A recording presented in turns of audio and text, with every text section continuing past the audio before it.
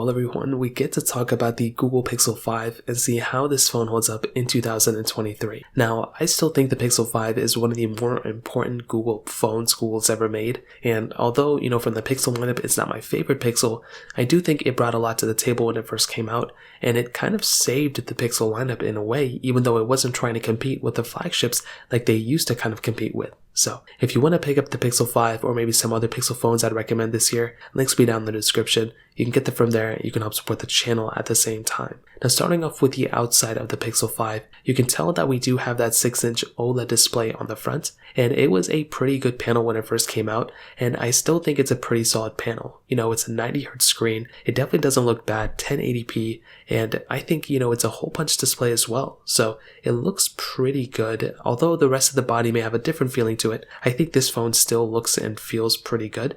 And even the front of this screen, although, maybe it's not 120 Hz like we do have on the Pixel 7 or 7 Pros, and the newer panels are definitely better, this at that time back in 2020 was a pretty good display, and I don't think it's like a bad looking phone by any means at all. Now on the bottom, we do have our USB-C port, which is awesome. We don't have really any other ports on this thing, no micro SD card slots either, which is expected. I mean, this phone came out at a time where, usually we're not going to have, micro SD card slots anymore. And on the back, we did have this kind of aluminum back and the aluminum frame as well. Now this was one of the weirder things, at least with the model that I have, it just doesn't feel that great. Like it just feels a little bit different. I don't know, it doesn't feel like a standard aluminum phone that I've had many times before. So not really too sure what was going on there. And that was the thing that probably threw me off the most of this phone. But otherwise, I think the outside of this phone looks good. It still doesn't look dated by any means. Maybe the only thing that's kind of dating this phone now is that fingerprint sensor on the back. When you look at a lot of phones we have nowadays, the fingerprint sensor is embedded within the display. So we don't really have like some sort of,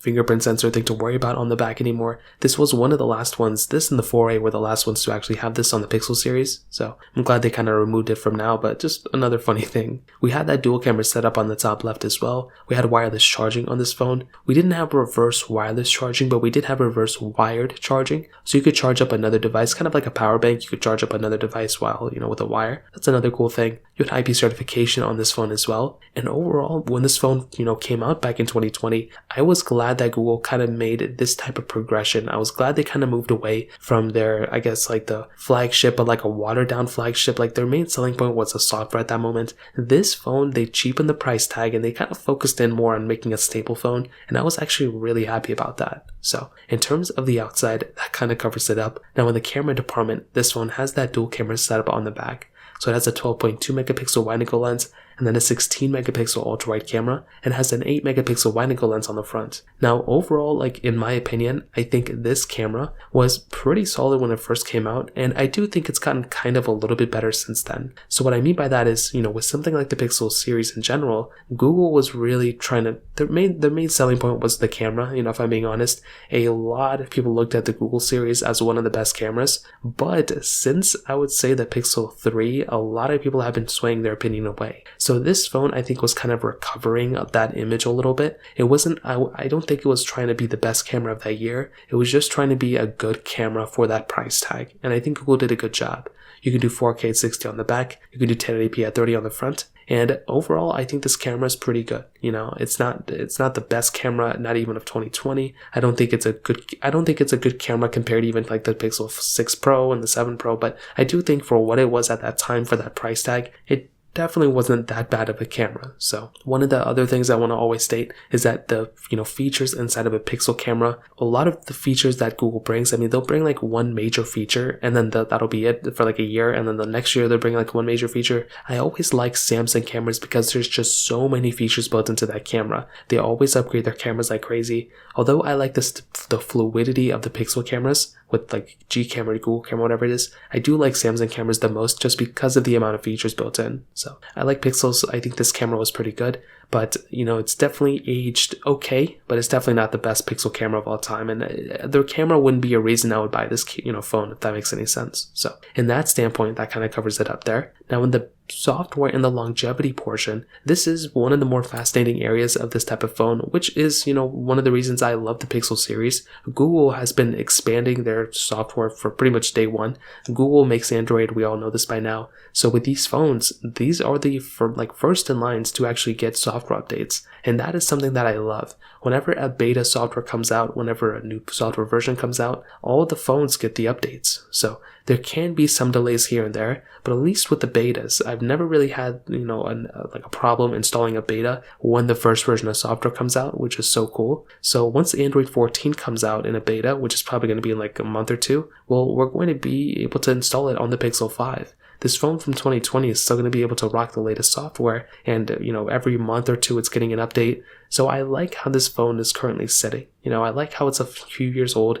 It's gotten cheaper and cheaper in the used market, and it's really only gotten better and better, at least with the software department. So of course it's definitely not going to be perfect, and there's definitely going to be issues and things going on in the future, but I look at the Pixel 5 and I look at the future ahead of it, and I think it's at a very, very good spot. So in terms of the software department and the longevity of it, you're still going to be getting a phone that's going to be lasting a few years. So there's really not like a crazy amount to complain about in that standpoint either. So in that situation, that kind of covers it up there. Now in the performance segment, this phone actually has the Qualcomm Snapdragon 765G chipset inside with 8GB of RAM. Now this was, I think, one of the last Pixel phones to actually have that type of chipset. Nowadays we have the Tensor chipsets inside, so I'm glad they kind of switched away from that. But I will tell you, at this moment, when I first got this phone, I was expecting the performance to be very, very slow. I just wasn't expecting it to be a fast phone. But funny enough, it actually ended up becoming a fairly fast phone for the most part for me. And although it probably wasn't as fast as maybe like the